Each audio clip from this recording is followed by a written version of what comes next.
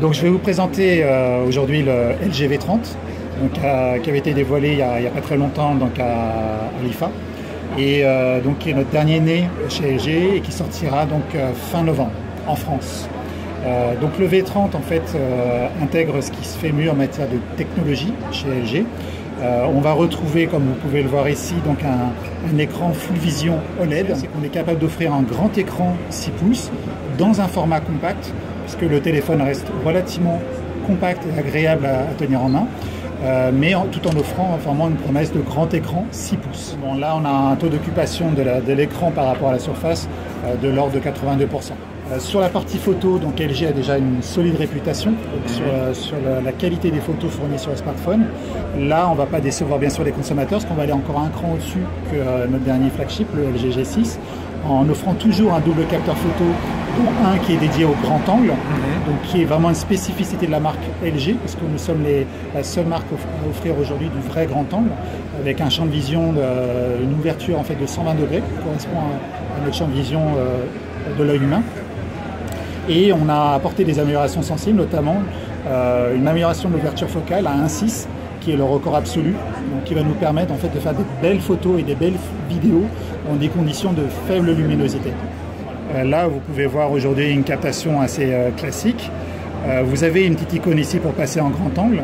Dès que vous appuyez dessus, vous ouvrez à 120 degrés. Vous avez un capteur résolution de 16 mégapixels sur le capteur principal et une ouverture à 1.6.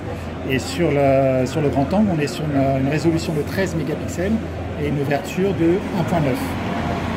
Donc ils sont vraiment dans les must et dans les tops en termes de performance. La promesse du V30 va bien au-delà aussi de la partie photo, donc on est excellent sur la partie photo, mais sur la partie vidéo, là vous avez la possibilité de faire de la captation en fait avec une qualité on va dire semi-professionnelle voire professionnelle, puisque vous allez faire de la captation vidéo donc déjà en mode en HDR10, donc ça va être une palette de couleurs, une dynamique qui va être extraordinaire sur un téléphone que vous n'allez pas trouver sur un smartphone on va dire standard. Sur la captation audio, il y a aussi le son qui est très important. Et là, vous allez pouvoir faire de la captation en qualité hi-fi. Donc une qualité qui va être extraordinaire aussi sur ce produit. Donc ça, c'est le deuxième point important sur la partie vidéo. Vous allez aussi avoir un mode ciné-vidéo qui va vous permettre en fait d'avoir des ambiances différentes. Vous allez voir après derrière, il y a une vidéo qui montre un peu ce que ça donne. Et là, l'idée, c'est de dire non seulement on peut faire des très très bonnes vidéos avec de la bonne performance, même dans des conditions de luminosité qui ne sont pas forcément très bonnes, avec de la lumière éblouissante ou de la faible luminosité. Mais là, vous allez aussi travailler dans un mode, des modes un peu cinéma, donc pouvoir faire un peu des mini courts-métrages avec des ambiances qui vont bien au-delà des filtres que vous allez trouver sur un smartphone classique, puisque ces ambiances-là ne vont pas nuire en fait à la qualité des contenus qui seront prises. Parce que ces ambiances-là vont être en amont de la chaîne de traitement de la photo et de la vidéo. Caractéristiques, genre je vais passer très très vite, mais comme on fait des captations un peu en mode court-métrage, on a aussi des effets, par exemple point zoom qui nous permet de faire des zooms sur les objets vidéo. En mode vidéo.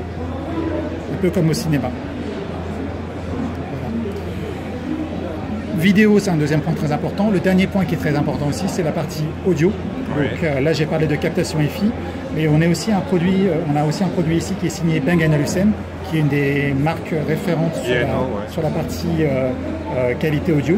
Donc, on a travaillé avec eux à la fois sur le hardware et le software pour proposer une expérience audio qui est vraiment exceptionnelle. Sur la partie hardware, alors on a intégré, c'est un jargon très technique mais qui va parler aux mélomanes, un quad DAC.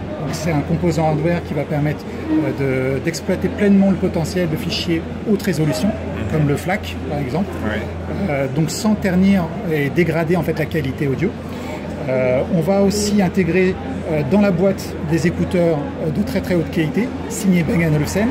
Donc c'est des écouteurs qui sont comparables à ce qu'on trouve aujourd'hui sur le commerce, avec des niveaux de prix supérieurs à 150 €, donc qui seront livrés dans la boîte. Et d'un point de vue logiciel, on va avoir aussi tout le savoir-faire. Par exemple, si je branche ces écouteurs Bang & Olufsen,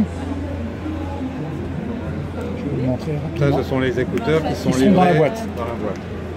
Voilà, c'est des écouteurs qui sont signés Bang & Olufsen, comme vous pouvez voir.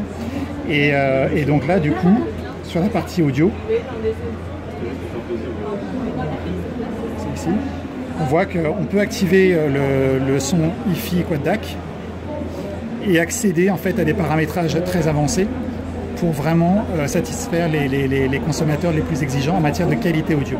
Un des points aussi qui fait la spécificité de ce produit-là, c'est qu'on a intégré en fait une floating bar, donc qui va permettre en fait à tout moment.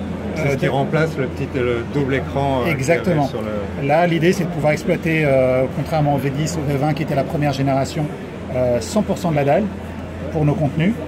Et en fait, on a remplacé ce deuxième petit écran par une barre logicielle. Et par contre, on va garder tous les bénéfices du deuxième écran. C'est-à-dire, par exemple, si je suis en train de conduire et que j'ai lancé Google Navigation, si j'ai un appel entrant, je ne vais pas avoir Google qui va planter pour montrer l'appel entrant. Je vais avoir uniquement cette barre qui va s'activer pour pouvoir ou pas prendre l'appel sans avoir à lâcher l'application que j'utilise actuellement. Que ce soit du Google Navigation, que ce soit du jeu, que ce soit de la vidéo. Je peux regarder ma série sur Netflix et du coup, je ne serai pas interrompu par un appel entrant. D'accord.